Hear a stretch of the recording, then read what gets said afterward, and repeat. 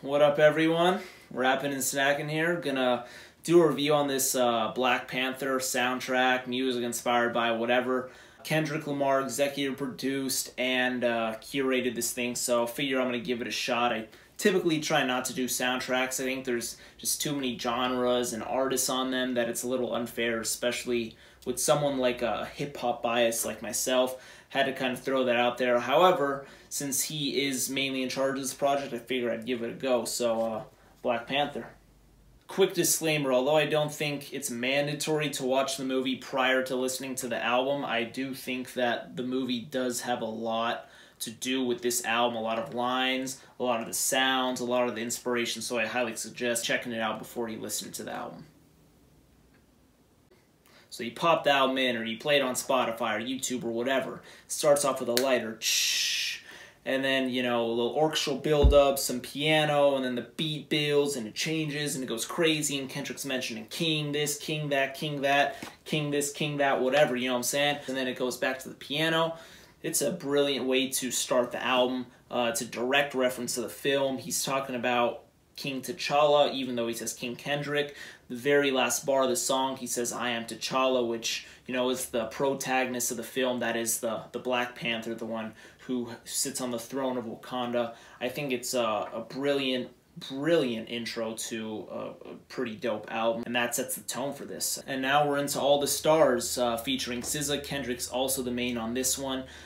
Wow, the way that Black Panther goes right into All the Stars is really brilliant. It shows that you're very happy that Kendrick was curating and overseeing this entire project, because it really flows like a movie, an album or soundtrack that sounds like it was made for the cassette, because it plays perfectly from front to back. So I respect him on that. The chorus is catchy. The beat is also very catchy. The way that it kind of blends hip-hop and pop, but it's a perfect mixture. It's, you know, like beef eaters and vegans coming and meeting, you know what I'm saying? And we're all eating together somehow, right? It's like impossible. But Kendrick and SZA do it. It also plays in the credits of the film. I have to shout this track out. Although it's not my favorite on the album, I really respect it, and it's a dope track. The symbol for respect in Wakanda is X. That's the song 3, track 3.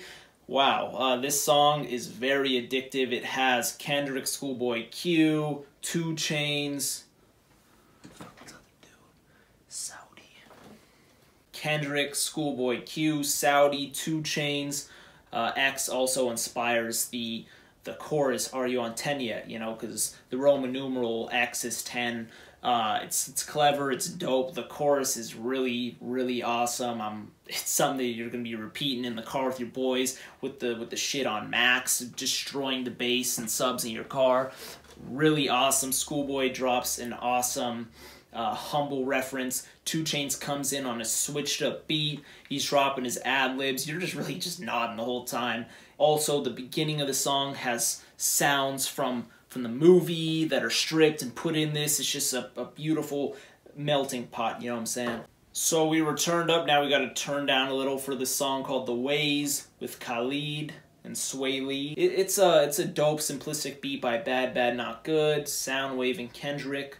It's not really one of my favorites. It's, like I said, this isn't my style of music per se, but I can totally see why someone would like it. It's not a bad track. Perhaps it's about T'Challa's love interest in the film, Nakia, although there aren't direct references to it, but maybe you can kind of assume that. Now we get into ops. Vince Staples, Eugen Blackrock, Kendrick. I think this is kind of the intro of Killmonger in this soundtrack, who is the antagonist to T'Challa the hero. It's somewhat forgettable just due to the chorus, you're dead to me, you're dead to me, you're dead. You know, I'm just not really a fan of it. Although it does make sense, you know, like I said, the two rivals, the antagonist, the protagonist, duking it out. It also kind of has an up-tempo beat that doesn't totally work. It's a little techno-y, a little electronic. I'm not too big of a fan of it. It's more of the skippable tracks on the album. It is also important to note that there is an alternate version of the film that is, I guess, a movie mix, you can say. Maybe you'll like that one more or less, but I would suggest to check that one out as well. I Am, the song with Georgia Smith and Kendrick Lamar. This is my introduction to her. She has a very pretty voice, pretty person as well. It's very hard thumping beat, guitar playing in the background.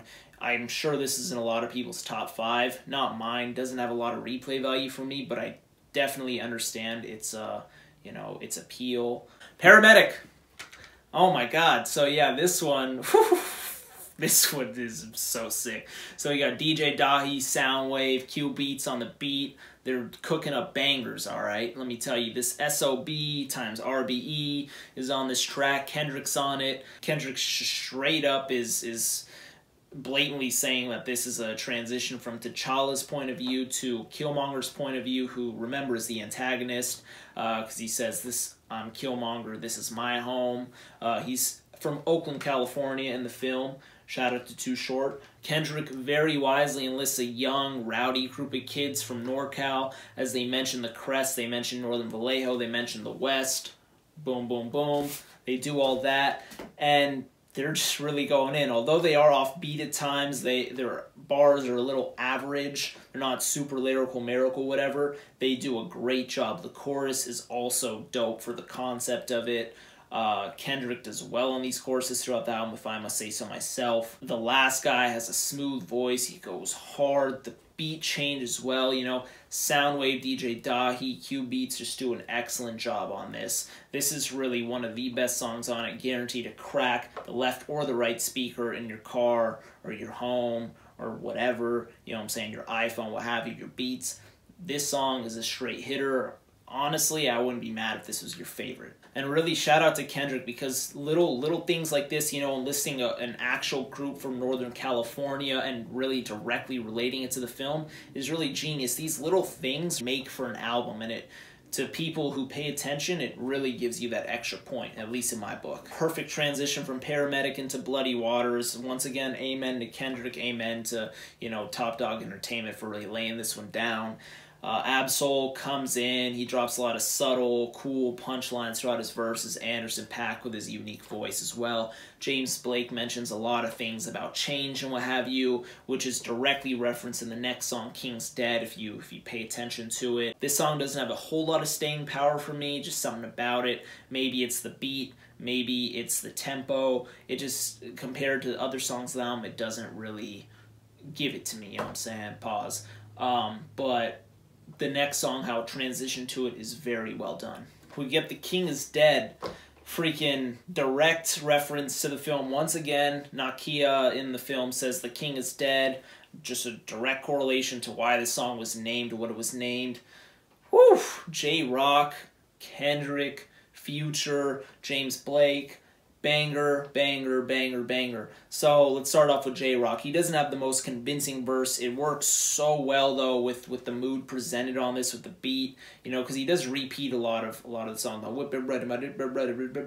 what I'm saying? He does a little bit of that. Future comes in strong, ends with a bad taste in your mouth, pause with those stupid ass lines, but it doesn't ruin the song. Honestly, it doesn't. That James Blake reference that I was saying on Bloody Waters, that is straight up in King's Dead, because he's talking about changes, and then what do you know? The beat changes. Boom, boom, boom. Kendrick's going red light, green light, red light, green light, red light, green light, red. Man, have you seen the music video too? He's like directing traffic and he's going hard, and then he's like sitting in the palm tree eating something I kind of forget. But man, the beat changes hard. Thumping, bassy, going crazy. He accelerates his flow.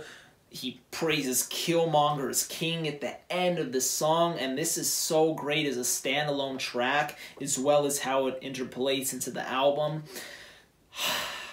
You're just smiling, you know what I'm saying? This is beautiful. This is music right here. I love this. This is great. We're into Redemption, Interlude, and Redemption. I'm not really a fan of the way that they're split up. I kind of just wish it was one song, just how I wish All the Lights Interlude and All the Lights on Kanye's album were just one song as well. It just sounds better that way. I'm not really a fan of Zakarai. His song on Kendrick Lamar's Damn album, Love, I wasn't too big on that. You know, he's just kind of a snoozer to me. This song should just stay on the radio and just get out of my playlist, to be real with you. We get into the next song, Seasons, featuring Sajava. I hope I'm saying that correctly. Mozzie, as well as Reason. You know, the beat's a little more mellow, a little slower. Sajava comes in speaking Zulu. I respect the idea because, you know, you're also incorporating, you know, African voices and African, you know, native tongue, that it makes sense. I'm not really a fan of it just because I don't understand it. I know a lot of people can listen to, I guess, international music or music they don't understand. Maybe I'm just not a fan of it, or maybe I'm just not a fan of this particular one. It didn't really hit me in that kind of way. Mozzie and Reason do have dope verses. I definitely like them. There's a cool movie reference at the end of the song, but just due to the intro and just the slower, more mellow mood and tempo for the song, it's not one that I'll be revisiting. Like I said, it's not a bad song. This has a certain audience. I'm just not someone in that audience. Big Shot, Kendrick Lamar, Travis Scott, you know, bragging, boasting, vocals. Love the beat, the flute, love the intro, Wakanda, welcome, you know, all that stuff. It's just cool, revisits you right into the movie. Travis's ad-libs are so funny. I'm always laughing, you know, anytime he says, is lit, or yeah, you know, that stuff. I just think it's so hilarious. It's an entertaining song. It's kind of a sleeper in the sense that I feel like a lot of people sleep on this one compared to the other hip-hop joints, but don't be fooled. This is a good, strong track, and one of my favorites on the album. Pray For Me, last song, closer to the album. Kendrick and Weeknd on it. Weeknd is singing throughout the whole thing. I'm not mad at that. It's very good. He does a great job. This song is also featured in the film. Kendrick does talk a lot about praying in some of his albums, like on Damn, on that album where he says, ain't nobody praying for me, you know, on I believe that's the song Feel. I will say that I think the song is also kind of talking about, you know, who's going to be the winner between Killmonger and T'Challa. It doesn't reveal it, however, you know. Kendrick has a line in the song where he says, you know, it's up to prophecy. That does make complete sense. This song was a definite good closer to the album. It's very strong. It was also a single. It's catchy. Like I said, just like with All the Stars, it can work in the radio realm and it can work in the hip-hop realm, you know, for both fan bases, Kendrick and Weeknd and what have you. A great closer to a dope album. Rating time. I think Marvel did the right move, picking Kendrick and Top Dog Entertainment to lay this one out. I think it was quite smart. They're on top of the hip-hop game. They produced the hell out of the soundtrack, incorporating sounds from the film, direct references from the film, track 1 to track 14, perfectly aligning, perfectly sequenced. It all makes sense. With that being said, there were a few songs I personally couldn't get into, songs I mentioned, The Ways, Ops, Redemption, I Am. Those kind of songs were not necessarily my cup of tea. However, we also had hard hip-hop anthems with X, you know, with King's Dead, with Paramedic, even the intro, Black Panther. These are just great songs, right? The album is very flavorful, and it works. I'm giving this album a 7.5 out of 10 body bags. Let me know what your favorites are. I'm going to have my top 5 below in the description. Don't forget to give it a thumbs up, give it a like, subscribe to me if you haven't already. I appreciate it. I love to talk hip-hop with everyone here, talk music with everyone here. Quite a few people have been hitting me up as well regarding what I'm currently listening to, what's on my playlist, new artists. So what I have in the link in the description below, I have my current rotation directly linked to my website. I'm also working on a Spotify playlist, which will also be on that website at a future date. However, feel free to click on that link. It's got videos of new artists and songs that maybe you haven't heard.